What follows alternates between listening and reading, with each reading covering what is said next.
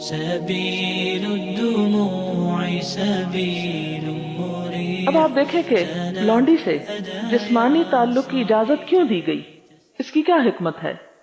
وہ اس عورت پر رحمت اور شفقت کرتے ہوئے، اس عورت پر رحمت اور شفقت کرتے ہوئے، کیونکہ اس کے بھی جذبات ہیں اور احساسات ہیں، اس کی بھی ضروریات ہیں.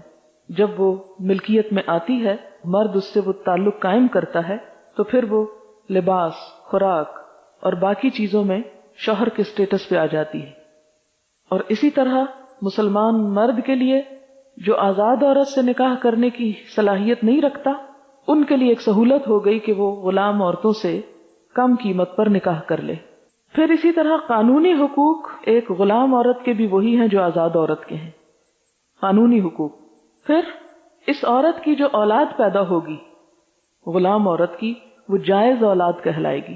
اس کا نسب اس مرد سے چلے گا، یعنی اس کا فیملی نیم ہوگا وہ اس مرد سے ہوگا. جیسے اسماعیل علیہ السلام کس کی اولاد کہلائے؟ حضرت ابراہیم علیہ السلام کی، اگرچہ وہ کس سے تھے؟ ایک لونڈی سے تھے.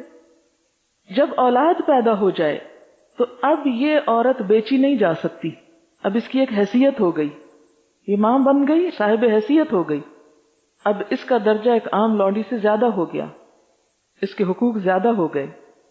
بچہ پیدا ہونے کے بعد ام ولد کہلاتی ہے، بچے کی ماں کہلاتی ہے.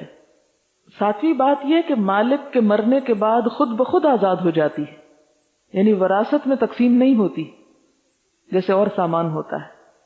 اگر اس کا مالک یا وہ جو شوہر کے قائم مقام ہے وہ فوت ہو جائے تو یہ عورت خود سے خود آزاد، اگر اس نے آزاد نہیں بھی کیا تو یہ مالک کے مرنے سے آزاد ہو گئی.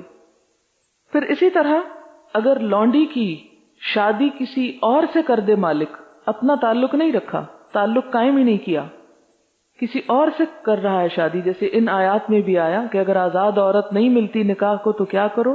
غلام عورت سے شادی کر لو. تو یہ غلام کیا ہے؟ کسی کی غلام ہے، لیکن نکاح کسی اور مرد سے ہو گیا، خواہ وہ آزاد ہی ہے.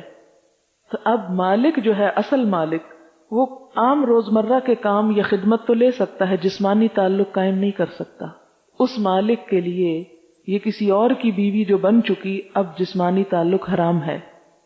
لونڈی کی جو اولاد ہوتی ہے وہ بھی وراثت میں برابر کی حصے دار ہوتی ہے جیسے آزاد عورت کی ہوتی ہے. سبيل الدموع سبيل